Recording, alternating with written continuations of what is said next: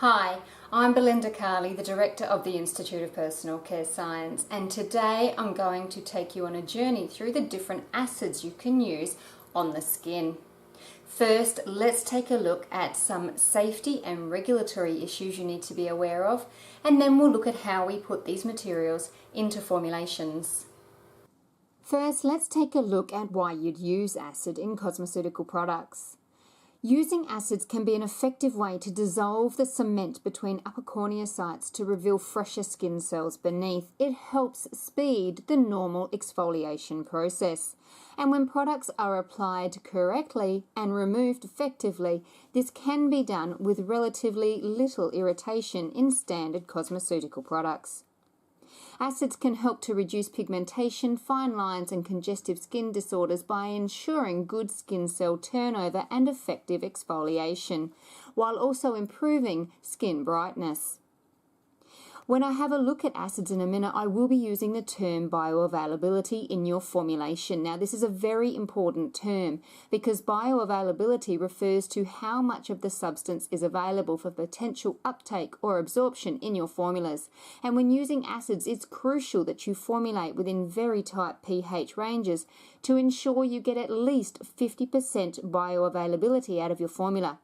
This means even when formulated correctly, your formulas will tend to provide only about 50% of the functionality possible because of the pH and delivery system of the finished product.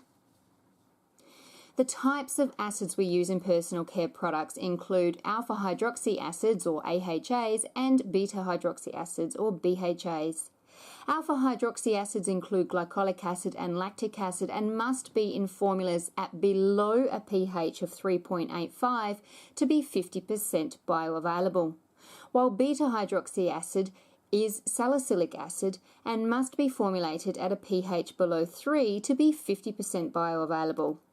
It's really important when you formulate with these materials that your end product is below these pH guidance, otherwise your formula just will not be effective. It's tempting for companies to neutralize their end product to a more skin-friendly pH around 5.5, but if you're going to neutralize these formulas, you may as well not use acid at all because it completely reduces the bioavailability such that the acid may as well not even be present. So remember, when you're formulating with these acids, do not neutralize the formula because you're only decreasing the amount of acid that is present and its bioavailability. When formulating with these materials, and especially when preparing larger batches, make sure you use suitable protective wear and wash your skin thoroughly if there is contact with the materials. If they have short contact time and are rinsed thoroughly with contact time, there will be no ongoing harm. Just make sure anyone handling these materials is aware of the required safety precautions. You'll also need to store the materials carefully, and there should be clear directions on finished product packaging for use, including short contact time to ensure consumers or salon professionals are using the finished product appropriately. Here are some regulatory summaries from various regions in the world. For alpha hydroxy acids, glycolic acid is limited by the Australian SUSMP to 5% weight for weight input, while in the EU the SCCS opinion on safety limits both glycolic and lactic acid at 4% inputs. In a moment, you'll see me in the video formulating with 5% glycolic acid, and this is just so that you can see how readily soluble it is and also to challenge the gums and thickening agents I use for best formulation stability. But if you are formulating to suit an EU environment, you should limit your input to 4%. And remember, the pH of the finished product must be less than 3.85 to ensure 50% of the acid is bioavailable. Now, if you're inputting at 4 or 5%, your pH is actually going to be below 3. And if you keep your product at that lower pH, you will have greater bioavailability of the acid. So keep that lower pH in your formulation for the most bioavailable content of the acid. Do not neutralize it, otherwise you might as well just add less acid to begin with. Beta hydroxy acid, such as salicylic acid, is less irritating than alpha hydroxy acids, but it is much more difficult to incorporate into the formulation, and you'll see me address this in the video in a moment. The Australian SUSMP limits its input at 40%, but it's normally used in leave-on products according to EU regulations, which limits its input at 2%. Because of the difficulty of incorporating this material into formulations, it is typically used at 2% or less anyway, because it's just too hard to incorporate into a formula at much higher inputs than this. Remember, the pH of the finished product must be less than 3 to ensure that the salicylic acid is at least 50% bioavailable. But again, in reality, using this material at 2% will usually yield a pH below this. So do not neutralize the finished product, and you will have the best bioavailability from incorporating it into your formulation. Okay, now that we've covered off on the safety and regulatory issues, let's take a look at how we incorporate these materials into formulations. Glycolic acid will go straight into your liquid. So what I have here is I've prepared a 90% by weight solution of water, and I've done 90% because I'm going to be adding 5% by weight of glycolic acid, and this would in theory allow us another 5% of a glycerin or gum component to thicken the formula up. And I will be showing you different viscosities of different gums using glycolic acid in a moment so that it can help with your gum selection. But what I want to show you first of all with this very simple experiment is how easily glycolic acid at 5% by weight can be added into a formulation.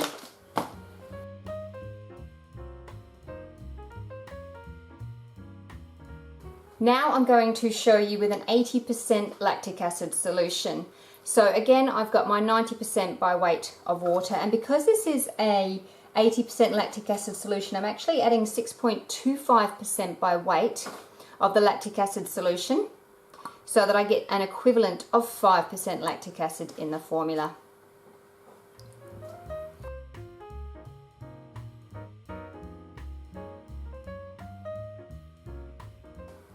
Now let's work through the most difficult material to use by far, and that is salicylic acid in powder or granule form. Now this material will not dissolve directly into water, so you need to dissolve it into another solvent first. I'm going to show you two methods today. The first is directly into ethanol. Now you'll need to use a 5:1 ratio into ethanol. So what I have here is 10% by weight ethanol, and to this I'm going to add 2% by weight of the salicylic acid.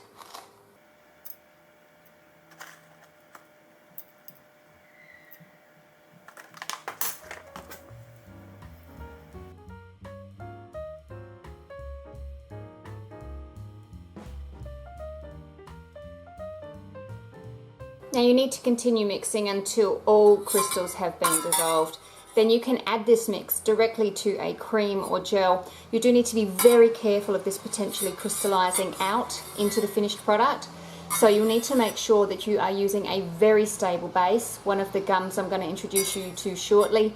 And if in a cream, it really needs to be using non-ionic emulsifiers, and you'll need to check the stability of the end product very carefully so that you can ensure a good shelf life, because otherwise you can get salicylic acid crystallizing out over time, and that's obviously very undesirable, both from an aesthetic point of view and also a performance point of view.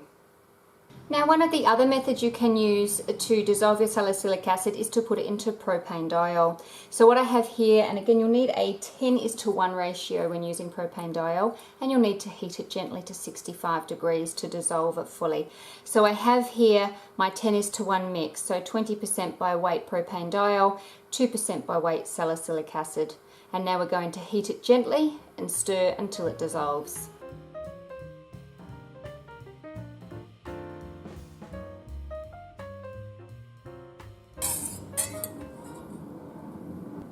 Again, you need to formulate carefully because you can have issues of it crystallizing back out.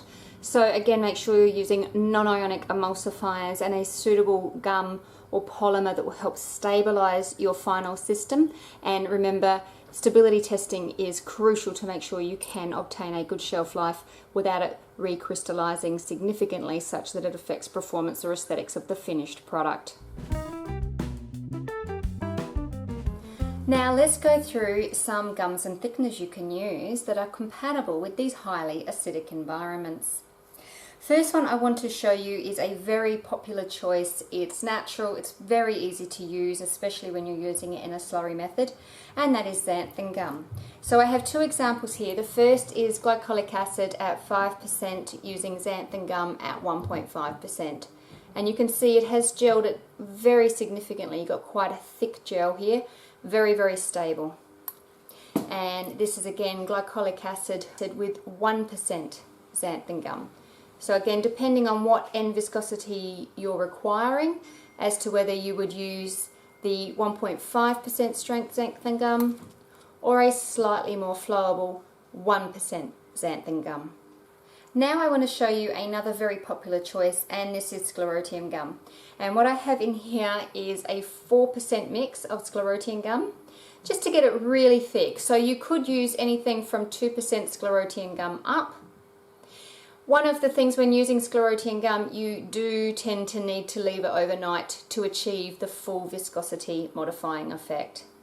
But because of the low pH of these formulas, preservation or microbial contamination is not an issue. So you can make sure you've added your acid to the water, add your gum, make sure you stir it well for a little while at least, and then you can leave it overnight, come back the next day and finish mixing it, even in large batches.